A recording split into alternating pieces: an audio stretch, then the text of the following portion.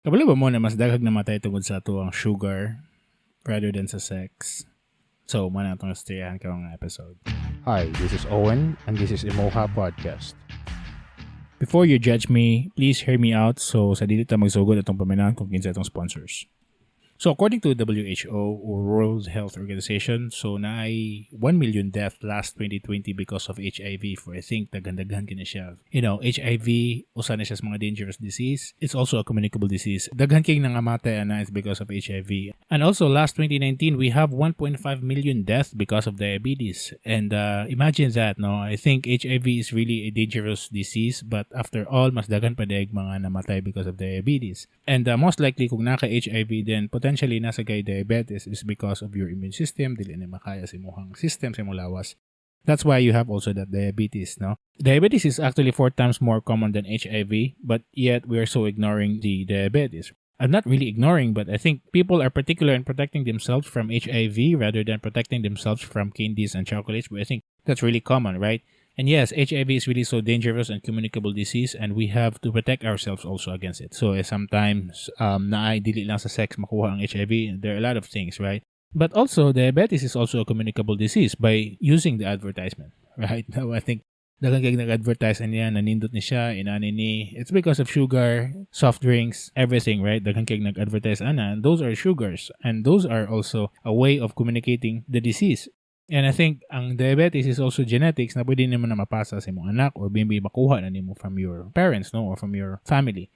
So kana ang sa daan po, those are also a communicable disease. Yet makaingon ta dili gid siya directly na makahatag kag diabetes, but in the long run hinahinayon ni pugas diabetes. But both diseases don't have any cure. But regardless man kung kinsa may taas o kinsa ubos in terms of statistics, o kinsa may taas og death rate an ilang both disease, the HIV or the diabetes, then actually it doesn't matter anymore. This is actually my point. First, na-interesado lang ko na yung topic is because the last few days, daghang kay lollipop sa balay. Well, makayon ko, I admit it, no? Lamig kito siya na lollipop. But I know it's really too much for sugar, for lollipop. But yeah, namig ito siya nga lollipop actually.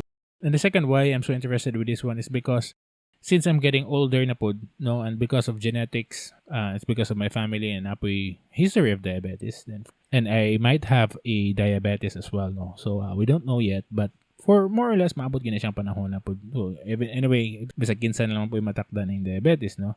But my real point here is that sometimes we are so focusing to the things that we can avoid. Really, of course, it's really obvious, di ba, na kailangan mo i-avoid ang mga butang. It's because it will harm us. It's potential threat sa imong kaugalingon. Yes, but sometimes, wala ang kita kabalo ba na naging mga butang na nagtago-tago lang sa itong kaugalingon na mawa sila makasakit sa atua sa umaabot na mga panahon. Like, again, no, the crave of the sugar, diabetes, maabot ka po na sa point sa atuang kapong kinabuhi, right?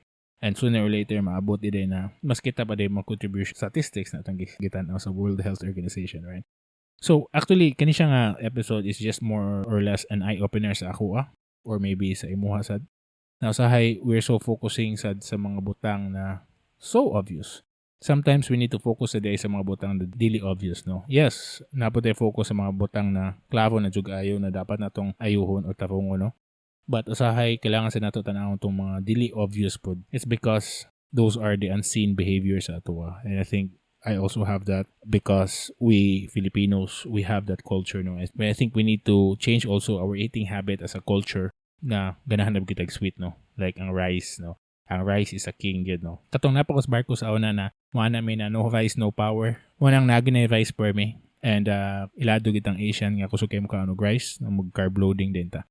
And yeah, but I think we need to change that also as a culture na kalabanan ato pong bakeries is daghang kay mga sweet ones, right? And also that's also a reminder to myself that also that I need to avoid sweets also because I love sweets actually. So, and anyway, my point here is not about the real HIV or the diabetes. Yes, maybe that will be an analogy na lang akong gigamit, but my real point here is that sometimes we need to focus the unseen behavior or the things na dili nato makita.